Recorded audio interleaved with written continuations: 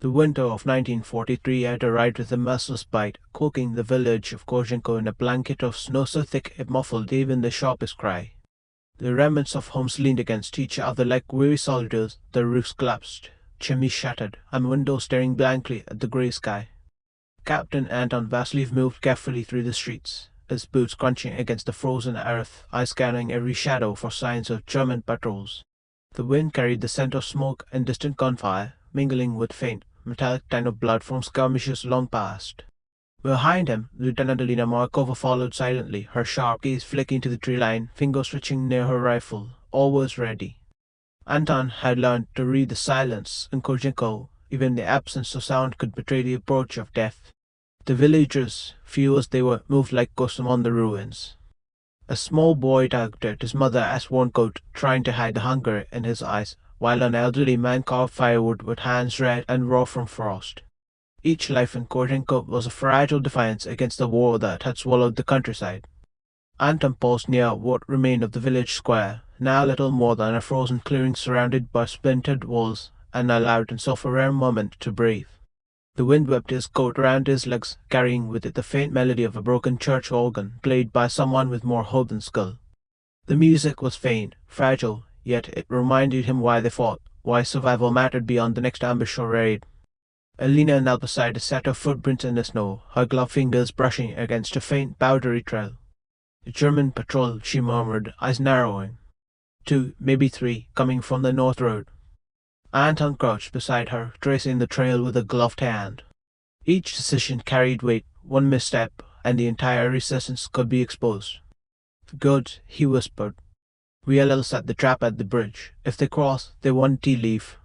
His voice was calm, almost too calm, belying the tension that coiled in his chest. Korzhenko had survived on planning, on small acts of cunning and courage that few outside its snowy borders would ever notice. Night fell with an almost theatrical abruptness.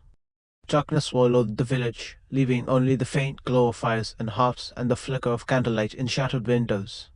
The villagers huddled indoors, some tending meager meals of potatoes and dried bread, others repairing torn clothing or tending to wounds inflicted by frost or enemy raids. Anton and Elena moved among them, offering advice, reassurance, and quiet guidance. "Stay alert," Anton whispered to a group of young men, barely older than teenagers tasked with guarding the western approach. Their eyes were wide, fear etched into every line of their faces, but they nodded, knowing the responsibility was life or death. Inside the half-collapsed church, the organ played a slow, mournful tune. Children pressed close to their mothers, listening intently, while old men with lined faces whispered prayers they hadn't spoken aloud in years. Anton watched from the doorway, his breath forming clouds in the frigid air. He thought of his family, of his younger sister who had died in a bombing, of his parents stricken in the first waves of occupation. Those memories were sharp and jagged, cutting through the cold like a knife, yet they strengthened his resolve. He could not allow Korzhenko to fall as he had lost everything else. Elena moved among the villagers with quiet efficiency. She tended to a child whose hands were frostbitten, gently rubbing warmth into fingers that were numb and stiff. Her face, framed by strands of dark hair frozen by snow, betrayed no fatigue, though her body screamed from exhaustion. Anton admired her silently. She was both fierce and compassionate, a blend that inspired those around her to endure what would have broken lesser souls. "We'll all get through this," she murmured to the boy, her voice soft but certain. "We always do." As night deepened, Anton led a scouting mission to the northern outskirts, where snow-laden trees formed a natural barrier against prying eyes. The footprints Elena had discovered earlier were faint but consistent, evidence of an enemy patrol that had passed through within the hour. Anton paused beneath a skeletal oak, listening. The wind whispered through the branches, carrying the distant rattle of boots on frozen earth. He signaled Elena to move forward, and together they traced the patrol's path with meticulous care, setting small traps of broken branches and hidden wire that would alert them to any advance. The cold bit at his face, but the mission demanded focus beyond discomfort. Every decision could mean life or death for those left behind in the village. In the hours that followed, Anton reflected on the cost of war. Each patrol ambush, each supply train sabotaged, each life lost in the shadows of Korzhenko was a reminder of the fragile thread by which existence hung. He thought of the villagers' children who had never known safety, mothers who had buried husbands in secret graves, and old men who had witnessed generations destroyed. They depended on the resistance not only for survival but for the preservation of hope itself. It was a weight he carried silently, a responsibility that neither time nor hardship could diminish. By dawn, the village stirred again. Snow continued to fall, dusting ruins with an almost serene beauty that belied the danger beneath. Anton returned, weary yet resolute, to find Elena organizing a small group to repair the barricades along the main road. "Any sightings?" he asked. She shook her head, though her eyes betrayed the vigilance that never ceased. "Quiet for now," she said. "But we both know it won't last." They shared a silent understanding. Korzhenko's peace was temporary, a fleeting gift in a world consumed by war.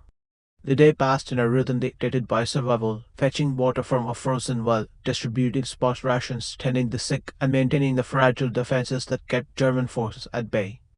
Anton moved among the villagers, offering guidance, helping where he could, always alert for the subtle signs of approaching danger.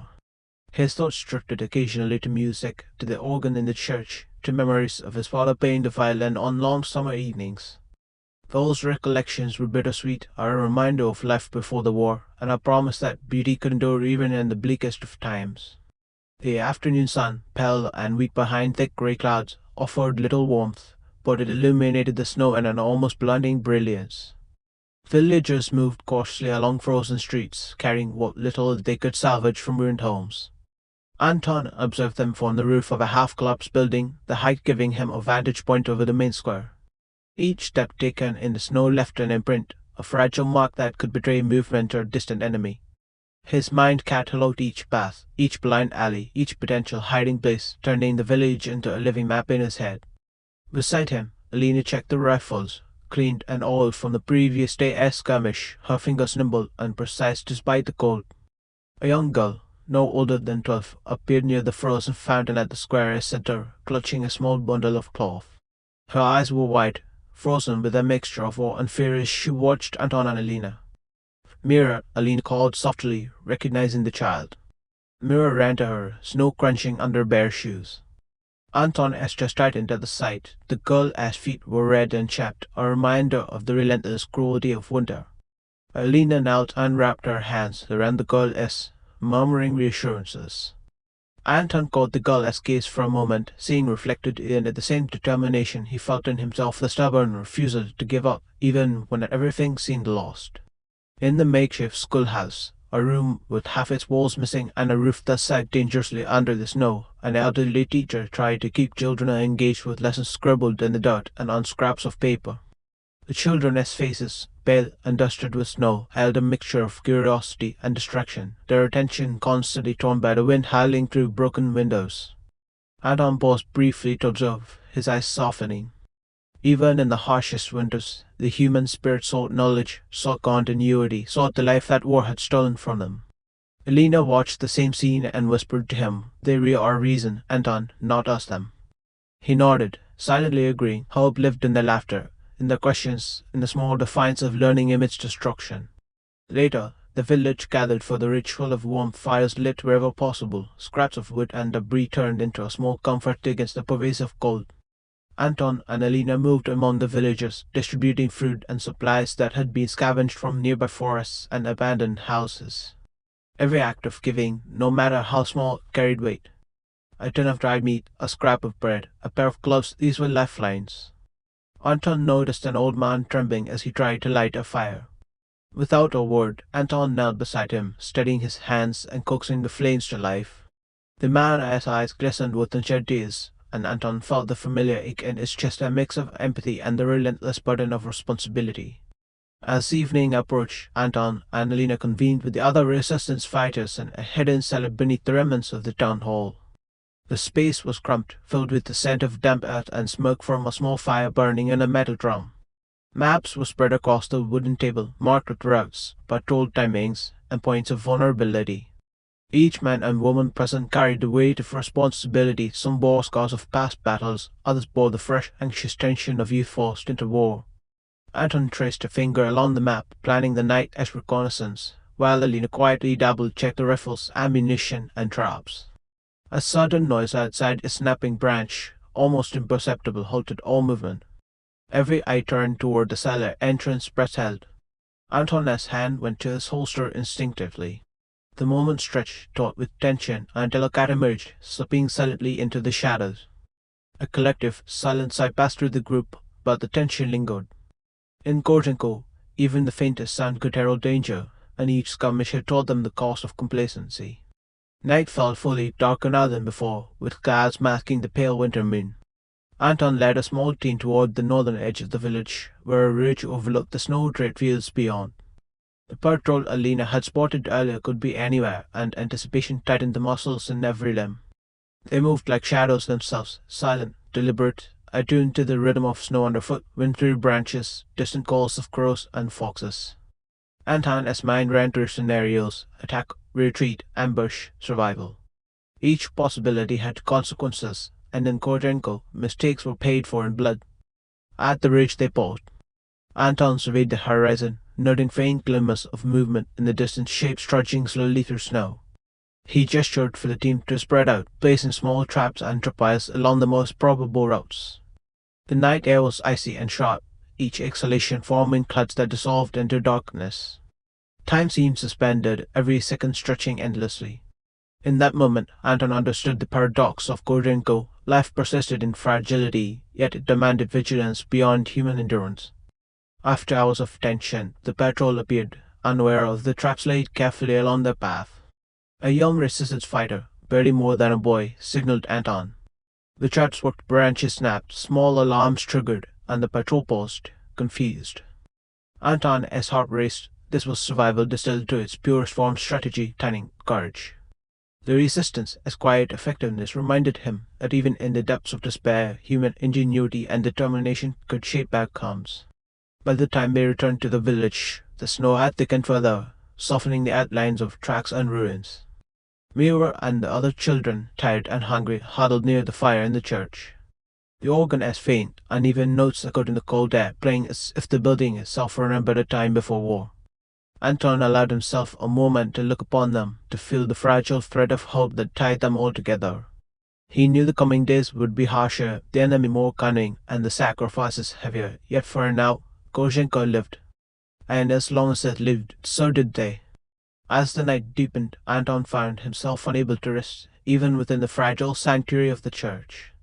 The fire crackled, throwing dancing shadows across the faces of villagers, the eyes heavy with fatigue yet wide with a lingering awareness of danger. He wandered to a collapsed wall, looking out over the frozen expanse beyond Korzhenko. Snow fell silently, blanketing the world in deceptive serenity. The quiet reminded him of summers long past, when he had walked these same streets with his sister, laughing and chasing birds across the open fields.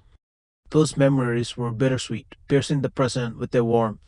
He closed his eyes and let himself linger there, knowing that the courage to fight tomorrow came, in part, from remembering what he was predicting, the ordinary joy stolen by war. Elena approached, her boots crunching softly against the rubble-strewn floor. She placed her hand on his shoulder, grounding him in the moment. "You carry too much inside, Anton," she said quietly. Her voice, steady and calm, cut through the memories. He opened his eyes, meeting hers. "Someone has to," he replied, the words heavier than the snow-laden air. Elena understood. Each of them bore the burdens of Korzhenko, but each bore them differently. Her strength was action, his was vigilance. Together, they were a balance that kept hope alive in the village. The hours stretched, and Anton and Elena moved through the village once more, checking traps, ensuring the weak points of their defenses were reinforced. They encountered the old blacksmith, Ivan Petrov, who had fashioned crude spikes from scrap metal to line the edges of roads. His hands, thick and scarred from decades of labor, worked with precision despite the tremor from age and cold. Anton knelt beside him, examining the spikes. "These will slow them," Anton noted, a rare smile flickering across his face. Ivan nodded. "They will see Korzhenko is not so easily taken," he said, his voice gruff but proud. Such small victories, the ingenuity and resilience of ordinary people, were the quiet triumphs that war rarely recorded. As the night wore on, a sudden noise tore through the stillness, a low, muffled shout, followed by the crunch of boots on snow. Anton and Lena exchanged a look, instinctively knowing danger had arrived. They moved like shadows toward the noise, rifles ready, hearts pounding beneath layered coats. Peering through the skeletal trees, they spotted a group of German scouts, their faces partially obscured by scarves and helmets, unaware of the traps Anton and his team had carefully set. The patrol's movements were methodical, too careful for their own good. Each step was a potential misstep. Anton signaled to Elena, who positioned herself at the ridge with a small rifle, eyes trained on the lead scout. Minutes passed like hours as Anton and his team waited. Every sound was amplified, the whistle of wind through branches, the faint clink of metal, the distant cry of a fox. The patrol moved closer, following the path Anton had predicted. A branch snapped beneath a soldier's boot, and the carefully placed trap twitched in response. The scouts froze, scanning the darkness. One stepped forward, unaware of the wire stretched across the snow, and tripped. The alarm was subtle, a barely audible twang, but to Anton and his team it was a signal. The trap was effective. A brief struggle ensued, a silent skirmish in the snow, and the patrol retreated into the night, leaving Korzhenko undisturbed for the moment. Returning to the village, Anton allowed himself a rare moment to breathe. Mira, the young girl he had seen earlier, approached, carrying a small bundle of herbs her mother had gathered for the sick. She looked up at him with eyes bright despite fatigue. "Will we be safe?" she asked, voice barely more than a whisper. Anton knelt, placing a hand gently on her shoulder. "As long as we are together, Mira," he replied. The words felt inadequate, yet in that moment they were truth. The resistance, the villagers, the fragile community, they were the heartbeat of Korzhenko, fragile but persistent. The early hours of morning brought another set of trials. Snow continued to fall, heavier now, masking tracks and erasing yesterday's paths. Villagers ventured out to gather food from storms, forests, and abandoned farms. Anton observed as Elena distributed instructions. Small groups moved carefully, marking paths, signaling one another through gestures to avoid detection. The mundane act of survival, a loaf of bread, a pail of water, a bundle of firewood was transformed into a feat of courage under occupation. Every decision, every step taken in the snow, was a gamble between life and death. Flashbacks haunted Anton in these quiet moments, his mother kneeling by the stove in their pre-war home, singing softly while he and his sister sat on the wooden floor, his father hammering nails into a cart that would carry them to the market, laughter, warmth, and a world untouched by cruelty. Those images were fleeting, always slipping away under the relentless weight of the present. Yet they remained, a reminder of what was worth protecting. Elena, too, bore her own memories, siblings lost to the front, a village burned, a childhood stolen. Each step she took in the snow was propelled by a desire to honor what had been lost, to ensure that Korzhenko as children knew life beyond fear. By mid-morning, Anton convened a meeting with the resistance. The cellar beneath the ruined town hall was cramped and cold, but it was safe from prying eyes. Maps were spread across tables, with routes marked, traps indicated, and potential threats highlighted. Each member contributed observations, memories of patrols, and suggestions for improvement. Tension ran high, trust was fragile, and every voice mattered. Anton listened carefully, weighing each piece of information, assigning roles, and planning contingencies. The conversation was punctuated by the distant echo of wintry broken rooftops, a constant reminder that Korzhenko's safety was temporary and precious. As the day waned, Anton took a moment alone, walking through the square where snow reflected the pale light of the late afternoon. The ruins seemed alive, whispering stories of families, of lives interrupted, of courage etched into walls and frozen soil. He thought of the organ in the church, its uneven notes carrying hope through hollow halls. Each note, each melody, was a defiance against the darkness, a testament to the endurance of humanity. He pressed his hand to the cold stone of the collapsed fountain, imagining it restored, water flowing freely again, children laughing, life returning. That vision sustained him, a fragile promise that even in the depths of winter, spring could come. As evening fell, the wind carried a sharper bite, cutting through layers of coats and scarves, leaving the villagers huddled closer to the meager fires. Anton moved quietly among them, observing faces etched with exhaustion and fear. The children, pale but wide-eyed, played quietly near the church, their laughter tentative but persistent, fragile sparks of life from the frozen ruins. Mira clutched a small wooden figurine her father had carved before he disappeared, and Anton watched her, struck by the resilience in her gaze. That resilience, he thought, was what Korzhenko depended upon, the stubborn refusal to yield to despair. A sudden rustle in the snow drew his attention. Anton froze, signaling Elena, who silently moved beside him. Out of the darkness emerged a young boy, no older than 15, carrying a bundle of firewood. His face was flushed from exertion, and his eyes darted nervously around the square. Anton knelt, lowering himself to meet the boy's gaze. "Where did you find this?" he asked gently, masking the tension in his voice. The boy pointed to a collapsed barn on the village outskirts. "There was still some left," he whispered. Anton nodded, a faint smile breaking through his stern exterior. Every small victory, every act of courage strengthened the fragile fabric of Korzhenko. Inside the church, Elena tended to the younger children, helping them wash soot and grime from their hands, while the older villagers whispered prayers and quietly mended clothing. The organ's uneven notes rose and fell in the background, a haunting melody that seemed to bind them all together. Anton lingered at the doorway, watching the scene unfold. He remembered his mother's voice, soft and warm, singing lullabies by the fire. Those memories, though distant, were anchors, reminders of a world worth fighting for, of the humanity they could reclaim even amidst destruction. Night deepened, and Anton called a final meeting of the resistance fighters in the cellar beneath the tent hole. Maps were reviewed once more, supplies accounted for, and contingency plans reinforced. Every member understood the precariousness of their situation. A single misstep could invite devastation. Yet, despite the tension, there was a quiet determination in their eyes. Anton spoke softly but firmly, his voice carrying the weight of responsibility. "We endure because we must. We survive because those who cannot fight depend on us. Tomorrow will bring more challenges, but together we are stronger than the fear that surrounds us." As the fighters dispersed, Anton and Elena remained behind, gazing at the faint glow of candlelight that illuminated the ruins outside. Snow continued to fall, softening edges, masking tracks, creating a deceptive calm. Anton allowed himself a long breath, letting the moment linger. He thought of the children, of Mira, of the elderly man who had managed to light a fire despite frostbitten hands. Each life was a defiance against the darkness, a symbol of the enduring human spirit. Elena placed a hand on his arm. "We did well today," she said quietly. Anton nodded, though his mind remained alert, scanning the frozen horizon for threats invisible in the night. "We did," he replied. "But tomorrow we must be ready for more." The weight of command, the burden of keeping Korzhenko alive, settled on his shoulders once again. Yet in that moment, surrounded by the faint warmth of candlelight and the soft strains of the organ, he allowed himself a rare flicker of hope. Finally, Anton walked to the church as collapse rolled one last time, looking out over the village.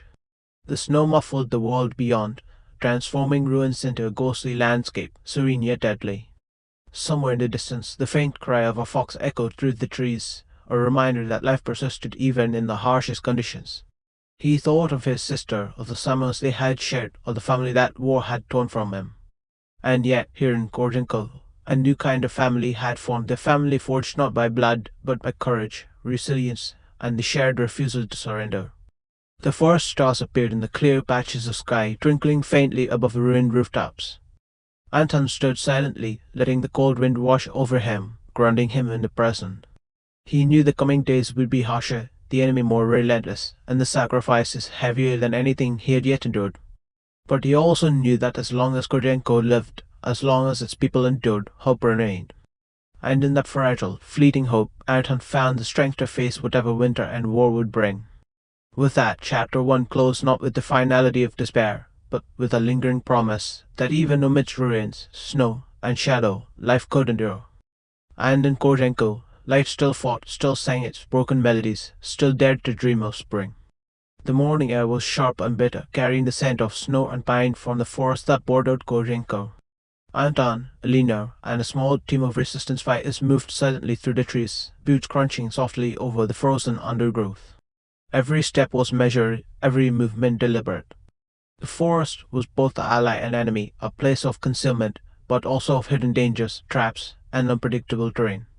Snow clung to branches above them, shedding silently in flakes that melted on coats and skin, reminding them that even nature seemed to test their patience. Anton paused, raising a gloved hand. Ahead, a supply train rumbled faintly along tracks partially hidden by snowdrifts. The German patrols guarding it were sparse but vigilant, their sharp eyes trained to spot movement through the white landscape. Elena knelt beside Anton, studying the patrol patterns, whispering observations that only someone with her skill could notice. The two guards near the engine, one at the rear, she noted. And no immediate reinforcements, but a second patrol could arrive from the north in minutes. Anton nodded, processing the information. Every mission carried risk, and failure meant death for them or for the villages it protected. The team split into two groups, Anton taking the northern flank while Elena covered the southern approach. Small traps, branches tied with wire, hidden pitfalls, and rudimentary alarms had been placed along the likely patrol paths. The plan was simple in theory: disrupt the train, sabotage supplies, and retreat before reinforcements could arrive. In practice, every second mattered, every movement could betray their presence. As Anton crept closer to the tracks, memory surfaced: years of training, lessons learned in stealth and strategy, and a lifetime of small moral choices that had led him to this moment. He recalled his father teaching him to move silently through forests, to listen to the rustle of leaves and the snap of twigs. Now, that knowledge was a matter of life and death, applied not in games or survival exercises, but in a war that had stolen everything else from him. Elena signaled silently from her perch behind a fallen tree, thumbs pressed together in a gesture only Anton understood, a warning that a lone patrol soldier was approaching from the south. Anton froze, barely daring to breathe. He watched as the soldier trudged forward, rifle slung loosely across his back. Timing was everything. With a subtle gesture, Anton activated a tripwire, sending a small tangle of branches snapping under the soldier's boots.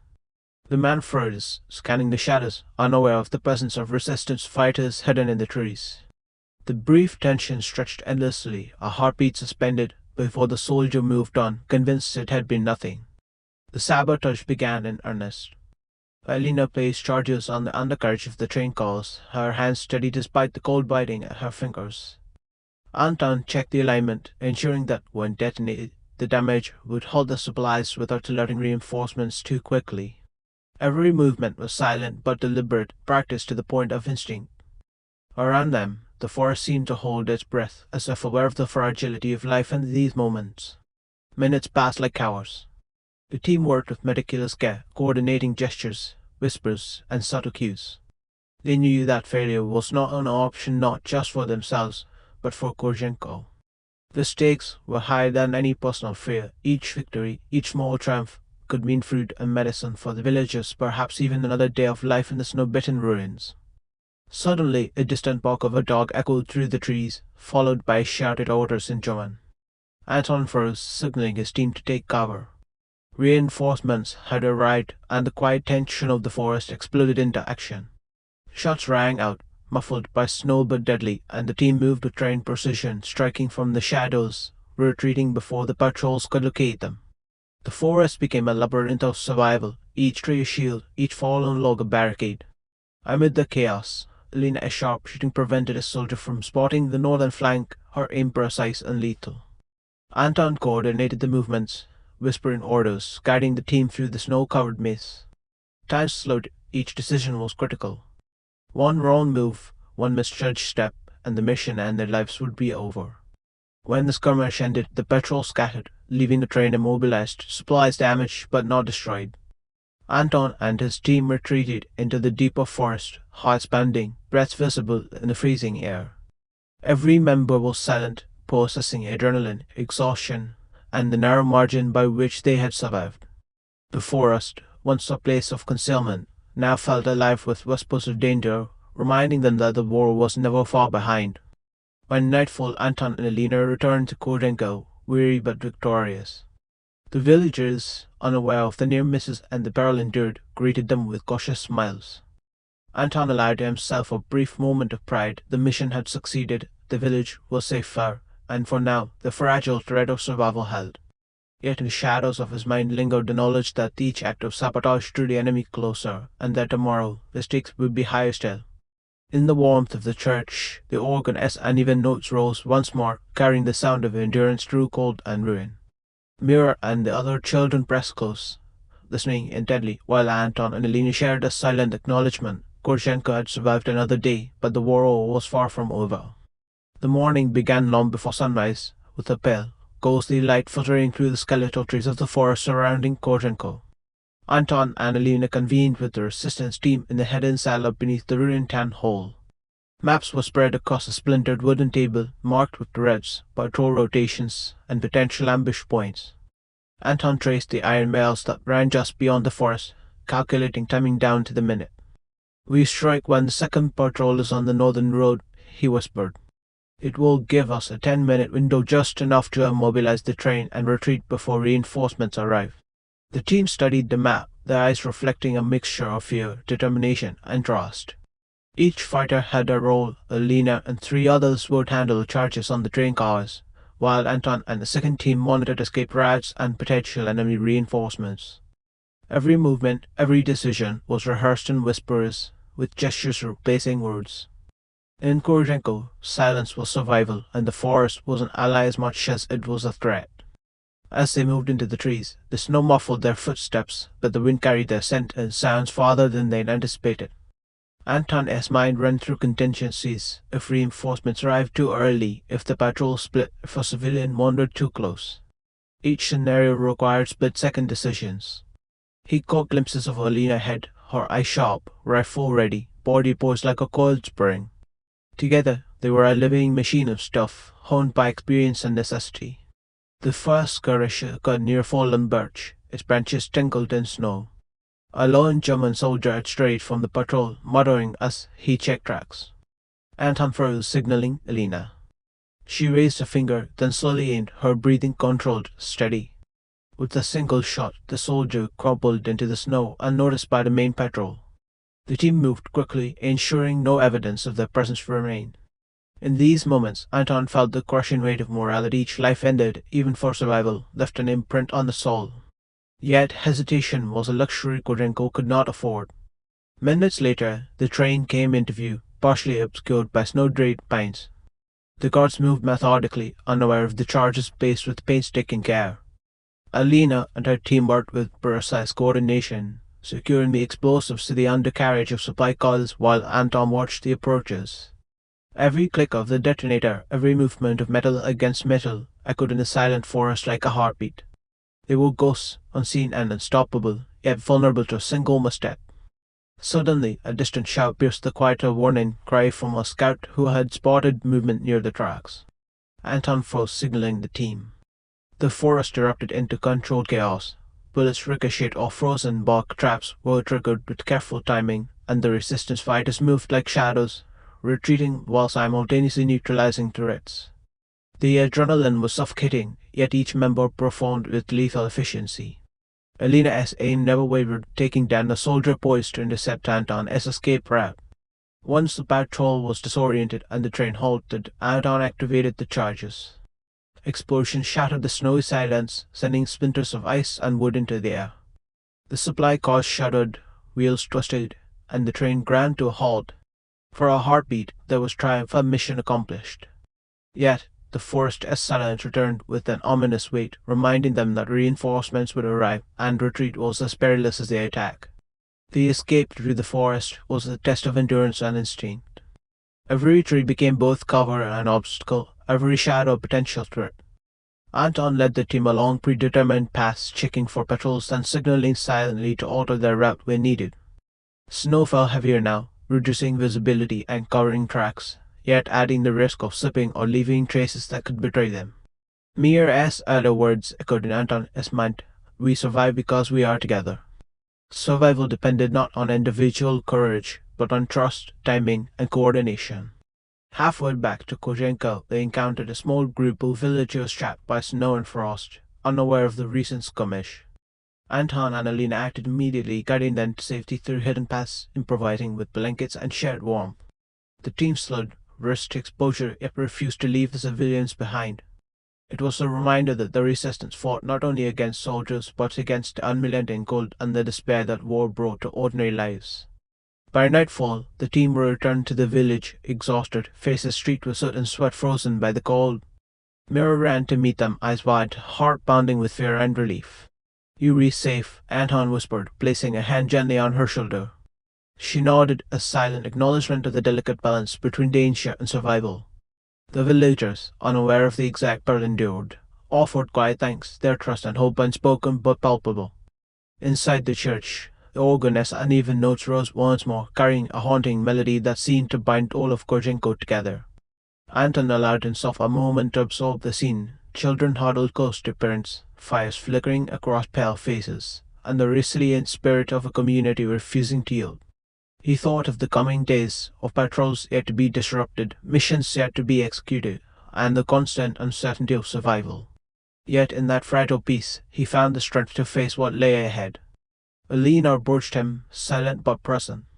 "We did what had to be done," she said. Anton nodded, eyes scanning the darkened village.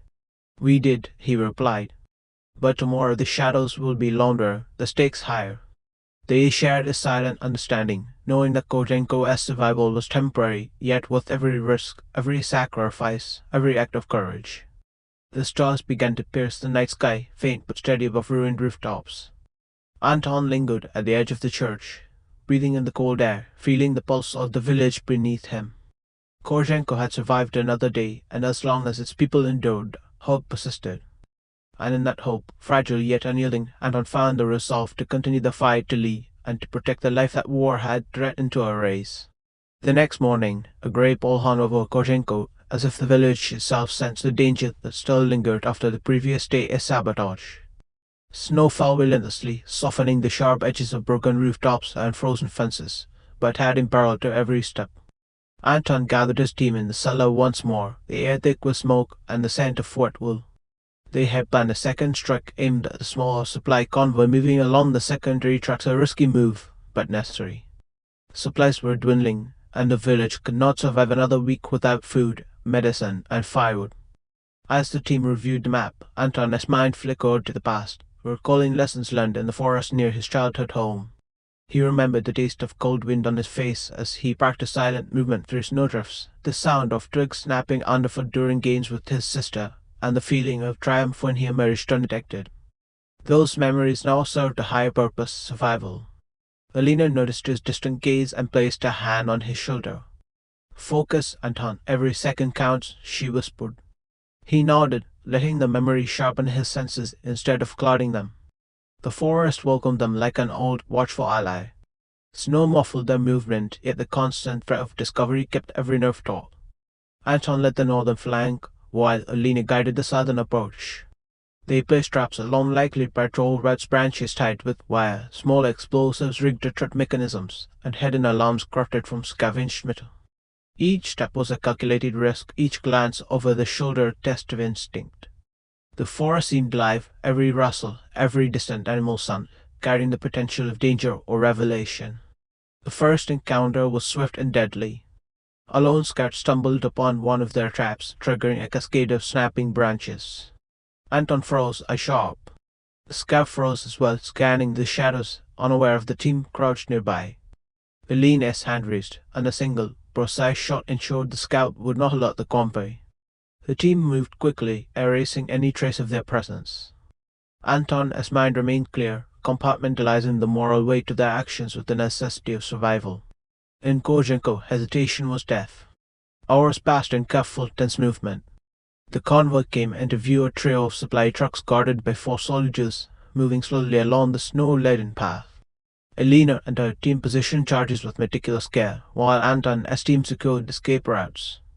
Every sound, every movement was amplified in the quiet forest. The team communicated silently with hand signals, their trust in one another absolute. One misstep would unravel hours of planning. A sudden gust of wind scattered snow across the convoy, masking the subtle movements of the resistance fighters. Anton signaled to Elena. Charges were placed. The team moved back, taking positions behind snow-draped pines. Seconds later, the explosion shattered the forest stillness, sending trucks tumbling and blocking the path. Soldiers shouted, scrambling to react, but the resistance had vanished into the forest like ghosts. Retreat was treacherous. Snowdrifts slowed movement, and the soldiers regrouped faster than anticipated. Anton led the team through hidden paths, improvising when necessary to avoid patrols and reinforcements.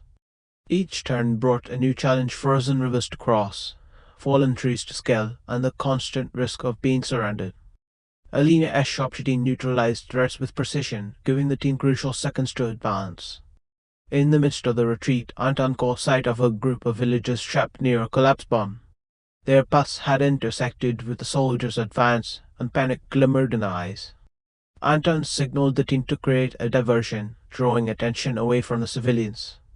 A small controlled explosion diverted the guard's focus, allowing the villagers to escape through hidden paths into the forest. Mira ran ahead, leading younger children with the courage that belied her age.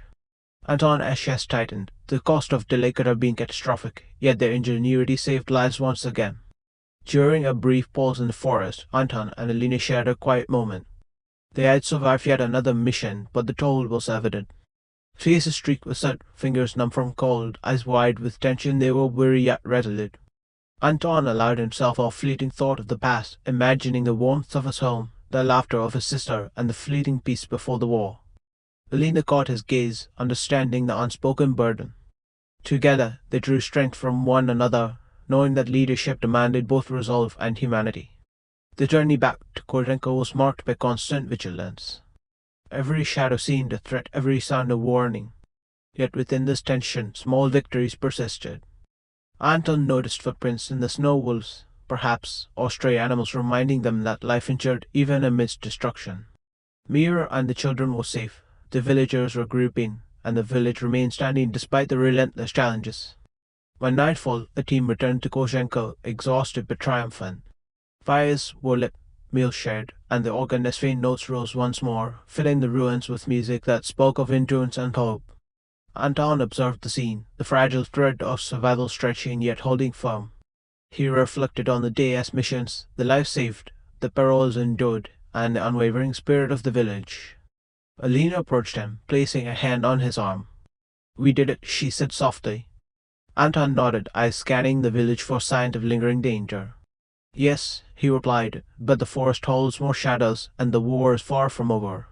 They shared a silent acknowledgement, understanding that each victory invited greater challenges. Korzhenko's survival was temporary, yet every day of life they preserved was a triumph against despair. As the stars pierced the night sky above the ruined rooftops, Anton lingered at the church's edge, feeling the cold air sharpen his senses. The village slept, children dreaming, fires flickering, and the resilient spirit of Korzhenko enduring against overwhelming odds. Each mission, each skirmish, each small act of bravery was a note in a symphony of survival, a symphony that Anton, Elena, and the villagers would continue to play, no matter the darkness surrounding them. The grey light of dawn struggled through the snow-laden clouds, casting Korzhenko in a muted, cold glow. The village stirred reluctantly, doors creaked, smoke rose lazily from chimneys, and the faint sound of children's cautious laughter drifted through the streets. Supplies were dwindling, and the villagers' anxiety was palpable as darting to the forest, ears tuned to every distant crack of snow or groan of wood. Anton moved through the square silently, observing faces lined with worry. Each step reminded him that the war was no longer distant, no longer abstract. It had arrived at their doorsteps, creeping through the snow like a predator. Elena met him near the ruined fountain, her breath fogging in the frigid air. "We can't wait for them to strike first," she said, her voice firm but quiet. Anton nodded, scanning the skeletal rooftops and snow-buried streets. "We need intelligence on the northern patrols," he replied. "If we don't know their routes, Korzhenko won't survive another week." Together, they moved to the cellar beneath the town hall, where the resistance team awaited. Maps were spread across the table warped by moisture and age, markers denoting patrol schedules, forest paths, and potential ambush points. Every line represented risk, every symbol a potential life or death. The plan was perilous. A small team, Anton and Elena among them, would venture into the forest at first light, tracing the northern patrol's routes to identify reinforcements. The snow made movement slower, the trees concealed them, but also masked dangers. Anton briefed the team carefully, each instruction precise, each contingency accounted for. They spoke in whispers, hands tracing paths on the maps as eyes darted to every sound from the cellar above the distant cry of a crow, the subtle creak of frost-laden beams. As they set out, the forest greeted them with a bitter wind that cut through their layered coats, bringing with it the scent of pine and ice. The snow underfoot muffled their steps, yet they chill numbed fingers and faces, reminding them that nature was as merciless as any enemy soldier. Anton led the team, senses heightened, ears tuned to the faintest rustle. Elena moved like a shadow beside him, scanning the tree line, her rifle ready, her mind calculating distance, wind, and timing. The forest was silent yet alive, every crack of a branch, every bird call, a possible harbinger of danger. Halfway through the morning, Anton's thoughts drifted briefly to his past. He remembered training in the forest near his childhood home, moving silently through snowdrifts, learning to anticipate the unseen. Elena's hand on his shoulder pulled him back to the present. "Focus," she whispered. He nodded, letting memory sharpen rather than cloud his instincts. Ahead, faint tracks in the snow hinted at the patrollers' approach. Anton signaled the team to freeze, eyes scanning every movement, hearts pounding beneath layered coats. A lone scout emerged, moving cautiously along a well-worn path. Elena signaled to Anton with a subtle gesture, and he froze the team, muscles coiled like springs. The scout paused, sniffing the air, unaware of the resistance hidden in the shadows.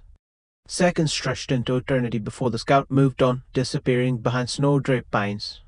Relief washed over the team briefly, but Anton knew it was only temporary. Each patrol brought them closer to discovery, each a step a potential death sentence.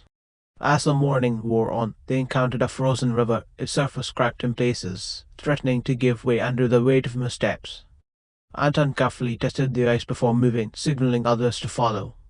The forest, its treacherous beauty, was a constant challenge. Snow-laden branches obstructed vision, hidden ice patches threatened footing, and the ever-present wind carried the faintest sounds to those attuned to it.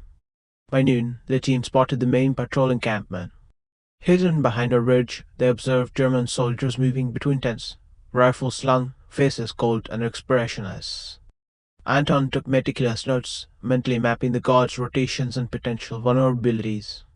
Elena crouched beside him, scanning the perimeter with sharp eyes. "Two heavy guards near the supply tent," she whispered. "We'll need a diversion if we want to gather information without alerting them." Anton nodded, planning a small, controlled distraction. A pile of snow dislodged onto the roof of a nearby shed, enough to draw attention without endangering anyone. The distraction worked. Soldiers turned toward the noise, and Anton Estin slid silently to a vantage point behind the supply tent. They documented patrol logs, positions, and ammunition caches, careful not to leave footprints that could betray them. Each movement was precise, calculated, and silent. The cold bit at their faces, but the focus required total attention. One misstep would mean detection, pursuit, and possibly death. As they retraced the path back toward Korzhenko, the forest seemed to close in, shadows growing longer under the pale afternoon light. The sudden crack of a branch startled the team reinforcements, arriving sooner than expected. Anton froze, signaling a detour through a narrow gully. Elena covered their flank, rifle raised, eyes sharp. The team moved as one, weaving through trees, over fallen logs, and across frozen streams. Every heartbeat echoed in the silence, every breath fogged in the cold air, every step a test of skill and nerve. By evening, the team returned to the village, exhausted but successful. The information they had gathered would allow the resistance to anticipate enemy movements, plan traps, and protect Korzhenko more effectively. Mira and other villagers greeted them with cautious smiles, unaware of the dangers the team had faced. Anton and Elena allowed themselves a brief moment of relief, knowing that today's mission had brought them another day of survival. Inside the church, the organ's uneven notes rose once more, carrying the haunting sound of endurance. Anton watched the villagers huddle close to the warmth of the fire, children leaning against parents, adults whispering reassurances. He felt the weight of command, the burden of responsibility, but also the fragile pride of a community surviving against overwhelming odds. Elena joined him silently, and together they allowed a moment of reflection, a shared understanding that every mission, every risk, every hardship endured was a step toward preserving Korzhenko's fragile hope. As night fell, the stars pierced the clouded sky above the ruined rooftops. Anton lingered at the church's edge, breathing in the cold air, listening to the soft wind through skeletal trees. The forest had tested them, the patrols had been mapped, and Korzhenko remained standing. Yet Anton knew the coming days would demand more courage, more cunning, and more sacrifice. But for now, in the quiet embrace of night, he allowed himself to believe that survival was possible, that hope could endure, and that the village's spirit remained unbroken. The next day, the forest seemed colder, harsher, almost alive with menace. Snow crunched beneath their boots, a sound amplified by the eerie silence surrounding them. Anton led the team along a concealed path, pausing to examine footprints, enemy scouts, wolves, or perhaps villagers wandering too close to danger. Every choice of direction carried consequences. A single misstep could compromise not just the mission, but the entire village. Elena walked beside him, eyes scanning constantly, mind calculating angles of approach, potential cover, and escape routes. The team's first encounter came sooner than expected. A lone German soldier emerged from the trees, his rifle slung loosely across his back. He paused, glancing toward the forest, unaware of the resistance hidden in shadows. Elena's hand rose, ready to fire, but Anton placed a finger to his lips a warning. The soldier moved closer, footsteps crunching through snow, tension coiling in Anton's chest. With a subtle flick of the wrist, a small branch shifted, startling the man and sending him off course. The team exhaled silently, moving past the soldier unnoticed, their relief tempered by the knowledge that this forest, though shielded, could just as easily be a trap. Hours later, they reached a vantage point overlooking a patrol encampment. Soldiers moved methodically, rifles slung, boots leaving tracks in snow. Anton studied their patterns, noting rotations, guard positions, and gaps in vigilance. Elena whispered notes, her breath fogging in the cold air. Together, they pieced together the enemy's schedule with painstaking accuracy. Each second was a lesson in patience, every detail a potential lifeline for the village. During a quiet pause, Anton allowed himself a flashback, memories of his childhood slicing through the present. He recalled running through pine forest near his home, learning to move silently, practicing patience and observation under his father's watchful eyes. He remembered the warmth of home, the smell of bread baking, the sound of his sister's laughter. Those memories were bittersweet reminders of what war had taken, but they also fueled his resolve. Elena, sensing his distraction, gently touched his arm. "Focus," she whispered, grounding him back in the peril of the present. As night fell, they approached a secondary patrol route. The forest grew darker, shadows stretching unnaturally, blending with snow-covered undergrowth. The wind carried distant sounds, howls of wolves, the creak of branches, the faint crunch of boots in snow. Anton signaled the team to halt.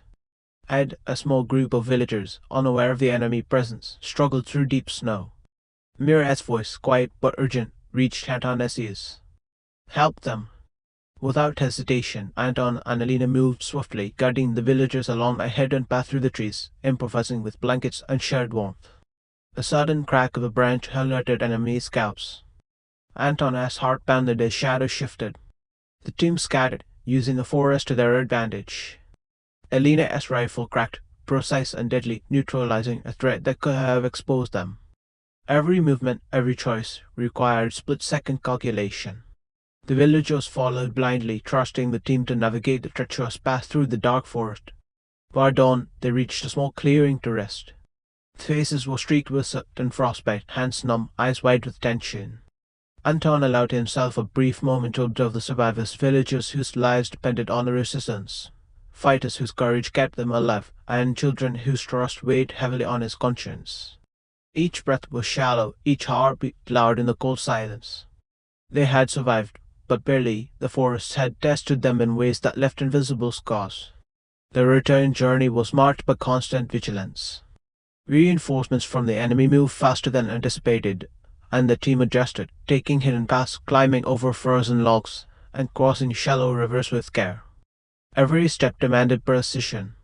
Elena covered the rear, her eyes scanning constantly, while Anton calculated angles and distances, ensuring no patrol could catch them. The forest seemed to pulse with menace, yet also with a strange, cold beauty, the kind that forced both respect and fear. As the village emerged from the forest, relief washed over the team. The reconnaissance mission had succeeded, patrol patterns were mapped, potential reinforcements identified, and Korzhenko would have crucial hours to prepare. Yet the mission had come at a cost: exhaustion, frostbite, and the ever-present awareness that failure would have been catastrophic. Mira ran forward, eyes wide with relief, holding a small carved token for Anton and Elena, a silent message of hope and gratitude. Inside the church, the organist uneven notes rose, carrying a haunting melody through the ruined halls. Anton observed villagers gathered near fires, faces pale but alive, and children pressed close to parents. Elena joined him silently, and together they allowed themselves a fleeting moment of reprieve. Outside, the snow fell gently, covering the world in silence. Within that quiet, Anton felt the fragile strength of Korzhenko, the thread of hope, the spark of survival that refused to be extinguished. As night deepened, Anton thought of the days ahead. Enemy patrols would increase, the forest would grow more perilous, and the village's survival would demand courage, cunning, and sacrifice. But within that knowledge lay determination. Korzhenko had endured, the resistance had triumphed, and the human spirit, fragile, defiant, unbroken, remained. With Elena at his side, and the villagers' trust in their hearts, Anton knew they would face whatever winter and war would bring. Winter's grip had tightened over Korzhenko. The snow lay thick, muting sounds, yet amplifying danger. Anton and Elena moved through the streets of Budapest, observing the village as subtle shifts, ration lines longer, faces more gaunt, eyes haunted by fear. Supplies were running dangerously low, and the villagers' trust in the resistance weighed heavily on him. Every mission was no longer about tactical advantage, it was survival, ethics, and the unspoken promise that no one would be abandoned. The target was a German ammunition depot hidden in a grove 5 kilometers north, camouflaged under snow and foliage. Destroying it would cripple enemy operations, buying Korzhenko precious days. But the risk was immense. The depot was guarded heavily, surrounded by patrols, and any misstep could mean not only the mission as failure, but the annihilation of the village as hope. Anton gathered the team in a cell beneath the church, maps spread across the wooden table. He traced the route meticulously, calculating patrol rotations, caught blind spots, and potential escape paths. Elena stood beside him, reviewing the plan with the precision born of countless previous operations. The team set out at dawn, snow crunching under boots, each breath visible in the frigid air. They moved silently, shadows in a white world, aware that even the slightest sound could betray them. Along the way, Anton noticed tracks on the snow wolves, or perhaps a German scout who had wandered from the main patrol. Each possibility demanded caution, each moment a test of nerves. Halfway through the journey, a minor skirmish erupted. A small patrol had strayed into their path. Anton signaled the team to split and flank, while Elena positioned herself on higher ground. Shots rang out, muffled by snow but deadly precise. One enemy fell, another staggered into a snowbank, and the team slipped past, leaving no evidence of their presence. The adrenaline surged, but Anton remained focused, mission first, emotion second. Survival demanded it. As they approached the depot, the tension escalated. Snow-laden trees obscured the facility, but guards patrolled in rigid, predictable patterns. Elena moved ahead, placing charges with a practiced hand, while Anton coordinated with the remaining team to secure the perimeter and watch escape routes. Every step was calculated, every gesture rehearsed. The depot represented not just enemy supplies, but the thin line between survival and catastrophe for Korzhenko. A sudden noise, a clatter of metal froze them in place. One of the younger resistance fighters, nervous and unsteady, had slipped. Guards turned instantly, shouting orders. Elena fired, precise and lethal, neutralizing the threat before reinforcements could respond. Anton activated the charges. Explosion shattered the silent winter, flames leaping into the sky, illuminating the forest in hellish orange against the pale snow. Supply trucks twisted, ammunition ignited, and the depot was destroyed. Triumph surged through the team, but so did the cost. Smoke, fire, and chaos drew enemy reinforcements closer. Retreat was immediate. Anton led the team through hidden forest paths, improvising to avoid patrols. Snow slowed movement, and the scent of smoke carried farther than expected. A soldier from the depot had survived, trailing them. Anton's mind raced, divert, split, or confront. He chose diversion using snow-covered logs and branches. They created a false trail. Elena's sharpshooting prevented the pursuer from closing in, allowing the team to advance unimpeded. In the midst of retreat, a moral dilemma arose. The smoke from the depot had drifted toward the nearby village occupied by civilians. Supplies intended for the enemy risked being destroyed before retrieval. Anton debated, heart pounding, see the materials and risk capture, or ensure destruction and protect Korzhenko.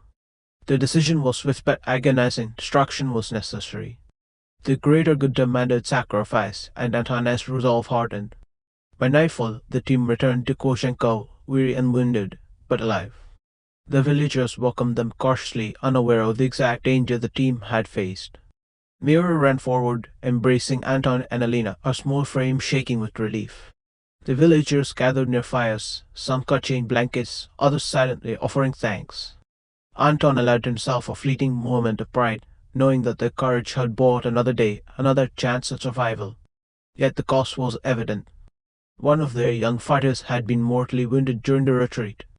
Anton and Elena stayed with him as he drew his last breaths, whispering comfort, holding hands, and honoring his sacrifice. The village had survived, but the human toll of resistance was undeniable. Faces were marred with grief, yet eyes reflected determination. Korzhenko aspired, endured, forced through struggle, courage, and the knowledge that survival required both strategy and sacrifice. The night deepened, and the organ's haunting notes filled the church once more. Anton watched the village, aware that every victory came with cost, every triumph shadowed by loss. Elena stood beside him, silent but present, a shared acknowledgement of the path they had chosen. The snow fell gently outside, covering scars, masking footprints, and symbolizing the fragile hope that persisted despite devastation. Anton allowed himself a rare moment of reflection. The depot's destruction would delay the enemy, but retaliation was inevitable. Korzhenko had survived another battle, but the war was far from over. The resistance, the villagers, and the human spirit itself would be tested again and again.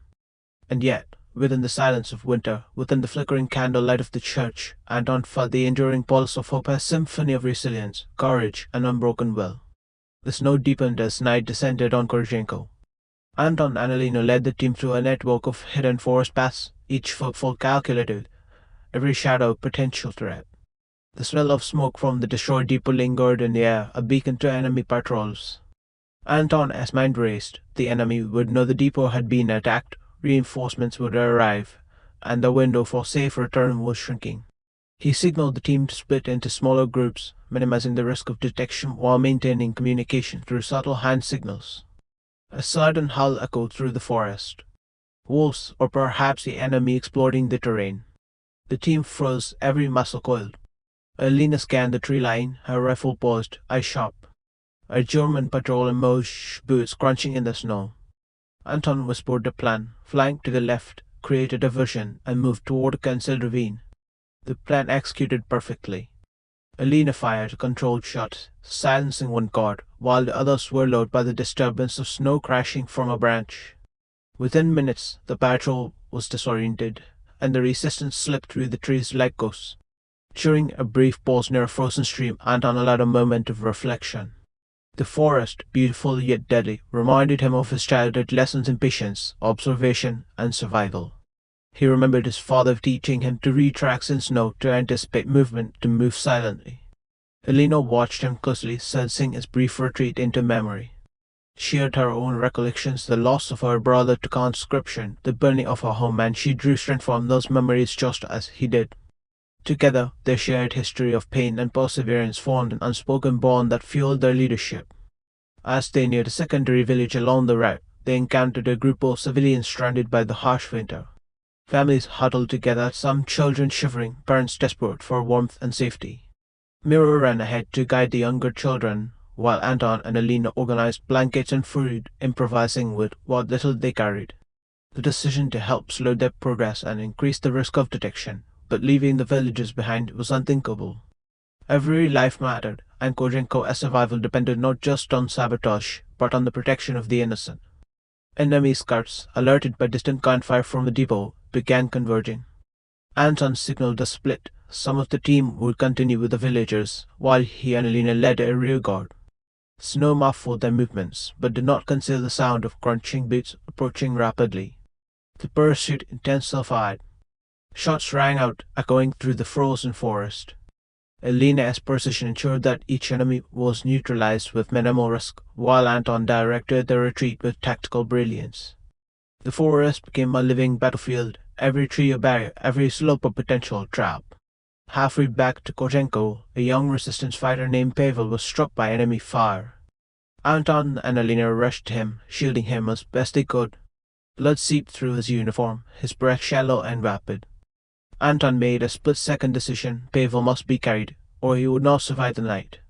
The team struggled through deep snow, balancing speed with care. The weight of responsibility pressed heavily on Anton's shoulders. Every second mattered, and every misstep could mean death for one or all of them. A sudden blizzard swept through the forest, reducing visibility to mere meters. Snow whipped across their faces, freezing fingers and noses. The team used every skill learned from years of resistance and survival: silent movement, reading the terrain, signaling through gestures, and anticipating enemy behavior. The blizzard became both ally and adversary. It masked their tracks but increased the risk of exhaustion and disorientation. Anton's mind remained razor-sharp, calculating angles, timing, and distances with relentless precision. During the chaos, Anton remembered his sister, lost years ago in a bombing raid. Her laughter, her courage, and the warmth of home surged through him, fueling determination. Elena, sensing his resolve, leaned briefly against him in a silent acknowledgement. They fought not just for survival, but to honor the memories of those they had lost. The shared understanding strengthened their coordination, allowing the team to navigate the storm with uncanny precision. By dawn, the blizzard had abated. The team emerged near Korzhenko, exhausted, frostbitten, but triumphant. The villagers had been guided safely through the forest, and the enemy deeper destroyed. Yet the cost was undeniable. Pavel lay unconscious, one member of the team gravely injured, and the forest had claimed a piece of everyone's stamina and spirit. Mira ran forward, clutching Anton and Elena's hands, her small frame shaking with relief. Her silent trust was a powerful reminder of why they fought, why they risked everything. Inside the church, the organ's uneven notes rose once more, carrying a haunting melody through the hall. Villagers huddled near fires, faces pale but alive, and children pressed close to parents. Anton surveyed the scene, acutely aware of the sacrifices made, the lives spared, and the victories won against overwhelming odds. Elena joined him silently, their presence a reassurance to each other and to the village. The snow fell gently outside, covering tracks, masking scars, and symbolizing the fragile hope that persisted despite devastation. As night fell, Anton allowed a rare moment of reflection. Korzhenko had survived another battle, but the war was far from over. Every mission exacted their toll, every victory shattered by a sacrifice. Yet within the silence of winter, within the flickering candlelight of the church, he felt the pulse of resilience, the symphony of courage, determination, and unbroken spirit. They had fought, they had endured, and they would continue, because hope was stronger than fear, and the human heart was unyielding. The first light of dawn broke over Korzhenko, pale and cold, illuminating the village like a fragile gem in the snow. The villagers moved quietly, sensing the tension that hung in the air. Patrols were unusually distant, the silence heavy, the wind sharp. Anton and Elena had anticipated the enemy's response to the sabotage of the northern depot. Retaliation was inevitable, and Korzhenko would be the target. Every breath was laden with frost and anticipation, every heartbeat echoing the knowledge that today could be the final test of their courage. The team moved through the village, inspecting barricades and reinforcing defenses. Fallen guards became barriers, snow-laden fences strengthened the perimeter, and hidden traps were positioned along likely enemy approaches. Anton briefed the villagers with urgency, ensuring everyone knew their role. Some would guide children and elderly to hidden cellars, others would prepare flares and alarms, and the young fighters would hold key positions. The village became a living fortress, a testament to ingenuity, courage, and desperate hope. As the morning progressed, distant sounds carried over the snow, the metallic clatter of vehicles, boots crunching across frozen ground, and the faint echo of orders shouted in German. Anton signaled to the team enemy forces were approaching from the forest as northern edge. Elena raised her rifle, scanning for snipers, while the villagers tightened ranks, faces pale but determined. The first clash erupted at the outskirts. A patrol attempting to test the village's defenses met calculated resistance. Small arms fire rang through the air, muffled by snow, while hidden traps, wire snares, ice-covered pits, and tripwires claimed soldiers before they could advance. Amid the chaos, Anton's thoughts flashed back to his earliest missions, to the forest ambushes, to the sacrifices of comrades who had fallen to ensure the village's survival. Elena's hand brushed against his arm, a brief gesture of solidarity. They moved as one, orchestrating the defense with precision, guiding villagers to safety, redirecting enemy advances, and personally neutralizing threats with practiced efficiency. Every move carried the weight of survival, every decision a gamble with life and death. In the heart of the village, a German officer advanced, determined to reach the church, the symbolic and strategic heart of Korzhenko. Anton and Elena intercepted him, engaging in a tense, close-quarters confrontation. Shots were exchanged, steel clashed, and snow was stained with the first blood of the day. The officer fell, but reinforcements pressed forward relentlessly. The resistance fighters, though outnumbered, held their positions with extraordinary courage, buying time for the civilians hidden in cellars and attics. A young fighter, barely more than a boy, ran toward a collapsed barricade to reposition it, drawing enemy fire.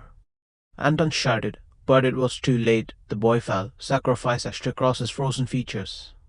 Elena knelt beside him, offering whispered comfort, while Anton suppressed the surge of anger and grief. The cost of survival was stark, yet every loss reinforced their determination to protect the village. The battle raged for hours. Snow fell relentlessly, masking movements and muffling sounds.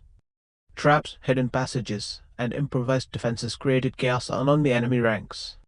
Anton coordinated ambushes, using every ounce of tactical knowledge honed over months of resistance.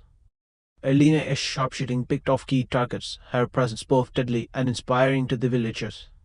Korzhenko became a crucible, testing courage, ingenuity, and the unyielding spirit of its people. As evening approached, the enemy, frustrated and depleted, retreated toward the forest. The village was battered, walls broken, fires burned, and blood stained the snow, but Korzhenko had survived. Anton walked among the villagers, noting the exhaustion, the grief, the relief. Mira ran to him, clutching a small carved token, repeating a silent message of hope and trust. Inside the church, the organ partially restored after weeks of covert repair rose in haunting notes. The sound carried through the village, a melody of endurance and defiance, echoing against the ruins. The villagers gathered, weary but alive, children leaning against parents, elders holding hands in silent reverence. Anton and Elena stood together, observing the fragile yet unbroken spirit of Korzhenko. Every life preserved, every victory, every act of courage contributed to this moment a symphony of survival. Anton allowed himself a brief reflection. The cost had been high, friends lost, injuries sustained, innocence scarred. Yet the village remained, its people resilient, its heart unbowed. Elena's hand found his, a silent acknowledgement of shared trials and triumphs. Outside, snow continued to fall, masking scars but symbolizing hope renewed. Korzhenko had endured against overwhelming odds, and within its snow-covered streets, amidst the ruins, the pulse of human courage and resilience beat stronger than ever. As the stars pierced the night sky, the village slept fitfully, but a melody lingered in a broken, haunting, triumphant note. Korzhenko's Last Symphony, born of sacrifice, courage, and unwavering hope, would echo through generations, a testament to the human spirit as refusal to surrender even in the darkest of times.